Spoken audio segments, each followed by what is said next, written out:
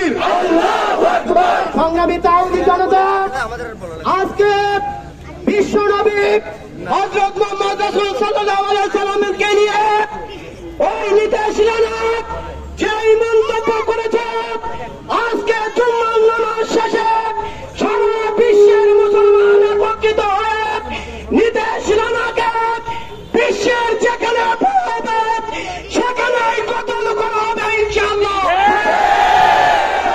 তাওহীদি জনতা, মুসলমানের পেছনে এক বিন্দু রক্ত থাকা সত্ত্বে রাসূলের অবমাননা সহ্য করা হবে না। আমি আমার বক্তব্য শেষ করছি। আল্লাহ হাফেজ, সবাইকে ধন্যবাদ।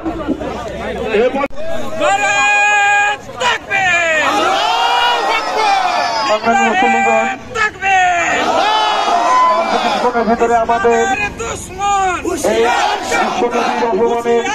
প্রতিবাদ আপনারা সবাই ধৈর্য সহকারে অংশগ্রহণ করে এই মিছিলকে সৃষ্টি না করতে পারে, এই মিছিলে কেউ কোনো উস্কানিমূলক নিয়ে কেউ ভয়দালুক না পারে।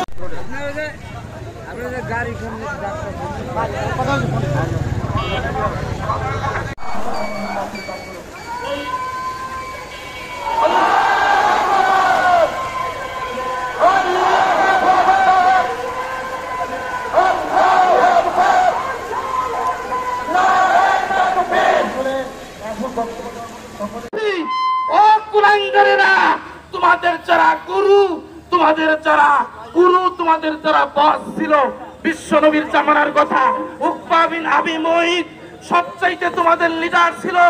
সেও যখন মান্নত করছিল আকাশের নিচে জমিনের উপরে সবচাইতে ভালো মানুষকে আমি তাকে দাওয়াত দিব, তোমাদের গুরু দাওয়াত করেছিল বিশ্ব নবীকে।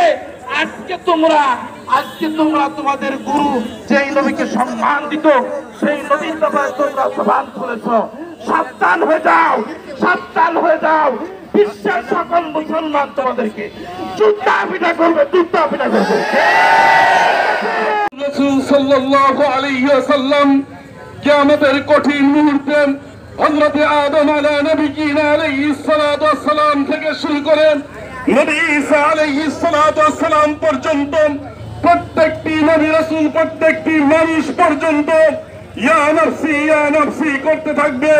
সে সময় আপনি আমার নবী, বিশ্ব নবী জনাবে মুহাম্মদুর রাসূল সাল্লাল্লাহু আলাইহি ওয়াসাল্লাম, আপনি আমার জন্য আল্লাহ তাবারক ওয়া তাআলার সেই আরশে আযীমের তলে রব্বি হাবলি উম্মতি বলে কন্যা অবস্থায় থাকবেন। সেই নবী যতক্ষণ পর্যন্ত জান্নাতে না যাবে ততক্ষণ পর্যন্ত কোন নবী জান্নাতে যেতে পারবে না। সেই নবী পাকের নিয়ে আজকে ভারতের মাটিতে কটূক্তি করা হচ্ছে। সম্মানিত তাওহীদি জনতা, আমাদের সামনে আমবাগান মাদ্রাসা সহ এই অঞ্চল থেকে বৃহৎ একটি তাওহীদি জনতা বিশাল মিছিল নিয়ে আসবে। আমরা তাকবীরের মাধ্যমে তাদেরকে বরণ করে নিয়ে